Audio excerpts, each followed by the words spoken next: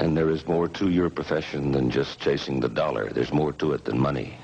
Sure. Like I said, it's that title. It means more to me than money, I think. All right, that was earlier today. Now, the two principals, Marvin Hagler and Bobby Watts, are in the ring. A fight scheduled for 10 rounds. And the introductions by the ring announcer, Nuno Khan. Bobby Watts. All right, Bobby Watts. Wearing the blue print and also weighing 158 pounds. The #1 ranked middleweight of the world from Rockford, Massachusetts. You can tell by the sound of the crowd, as we suggested in the conversation with Bobby Watts, this is Hagler country. The trainers and cornermen for Hagler will be Goody Petronelli and Pat Petronelli with Steve Wainwright. Slim Perkins will be in the corner with Bobby Watts, along with Eddie Aliano and Jimmy Arthur. The referee is Rennie Liberty from Augusta, Maine. Louis Vigneault of Wiscasset, Maine. Judge Sidney Schwartz from South Portland, Maine, judge, and Jimmy Britton of Augusta, Maine, also judge. The referee will have no ballot under Maine rules. The three judges will make the decision. And a little show in the center of the ring between Bobby Watts and Marvin Hagler, with Watts enjoying an advantage in height of approximately 3 inches, as you can see, about 2.5. 10-point must system under Maine rules. 3 knockdown rule is in effect. Mandatory 8 count required for each knockdown. No standing 8s. Fighters can be saved by the bell. Can, I say, be saved by the bell. Hagler is the left-hander in the dark trunks, and Bobby Watts in the white trunks.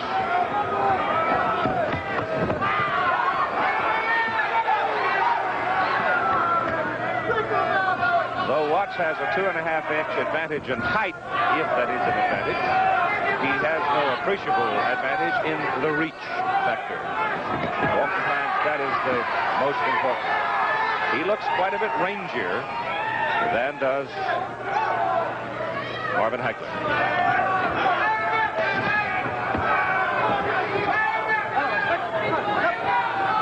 Watts has a history of being a cutie sometimes, moving a lot. But as he told us, he's coming out looking today.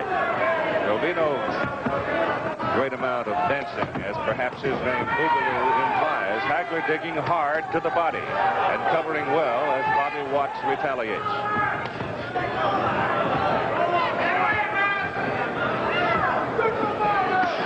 Watts almost in a peekaboo defense there, and Hagler trying to reach inside of it. Did slip the right-hand jab in there.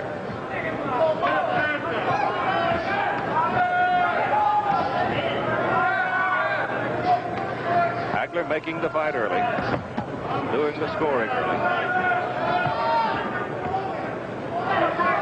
Bobby Watts standing pretty much flat-footed.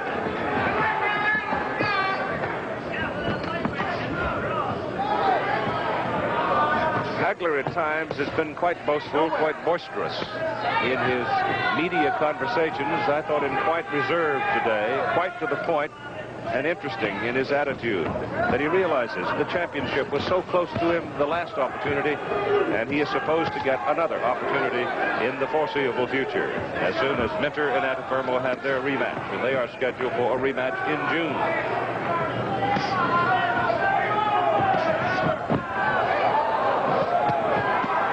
Watts got a good left hand to the body that time. Bobby scoring here in the final seconds of round number 1. The referee is Rennie Liberty. It's a good left hand popped in there by Hagler. Half a minute to go in round 1.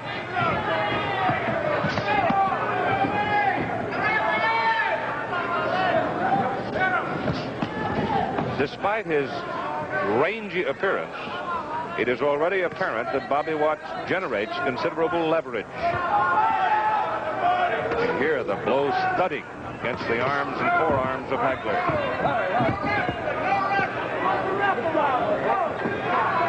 All right, that's round 1 from Portland, Maine. number 2, scheduled for 10. Live out of the Civic Center in Portland, Maine, where the Maine Mariners play their hockey. Beautiful new building in this old city. Marvin Hagler in the dark trunks. Bobby Watts from Philadelphia in the light trunks. Hagler fighting out of Brockton, Massachusetts. And that's a slip. First round, I thought relatively even. Hagler early, Watts late.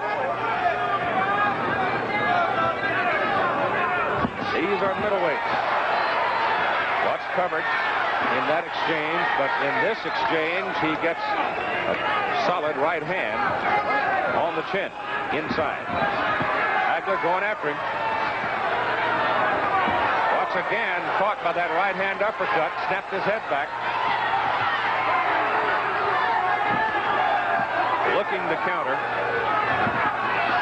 Standing pretty much flat-footed. He has been training, Bobby Watts has, for a bout with Ernie Singletary when this opportunity appeared. And frankly, if he should beat Marvin Hagler this afternoon here in Portland, Maine, he very obviously would be a probable choice to challenge the winner of the Minter and Rafano rematch. Minter currently the champion. Hard right hand by Hagler. Appeared to hurt Watts. Another right hand by Hagler. Watts is down. Just about the halfway point of the second round, Watts hurt by a right hand and then down by a right hand. Now let's see if Bobby Watts can run himself out of trouble. Times past, his legs have been suspect when he's been hurt. His recuperative powers are about to be tested right here as Hagler puts him down. It was two right hands that appeared to do most of the damage. Watts cannot sit on the ropes with Hagler. He's got to get himself out in the open. I don't believe he can survive if he sits back in there. Hagler pacing himself, doesn't want to get too wild. Remember, the bell can save you under Maine rules. Watts trying to survive the round, now beginning to apparently stabilize a little bit. He tries to beat Hagler away from him. Coming off the ropes, a half a minute to go. Watts hurt by a left hand. He's in trouble again. There's the left of the face. 20 seconds to go. It's been all Hagler in this round.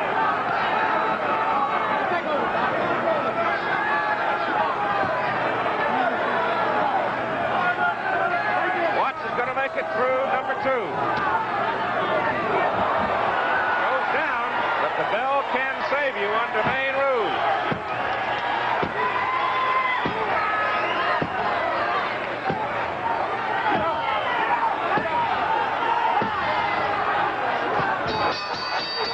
Lights over.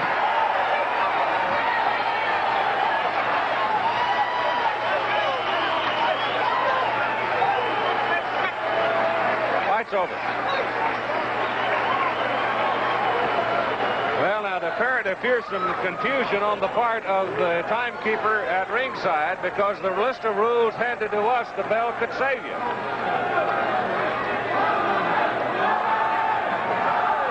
Now, we've got the discussion between the people at ringside, but it's relatively academic because Hagler had really abused Bobby Watts in the corner, and as time expired, Bobby Watts was pretty well out of it.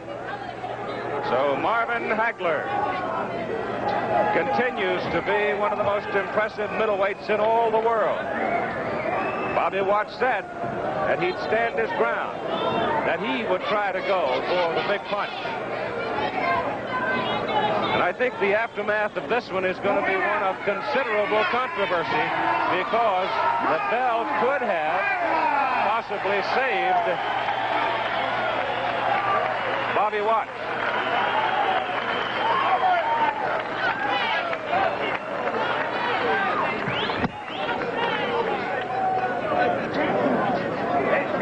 Okay. The timekeeper was under the assumption that he could not be saved by the bell. The rules for this fight that I have in front of me say quite clearly that the bell could save you. And there you are. The fight has been stopped despite the fact the bell was not rung on schedule. So we've got something to argue about. my goodness.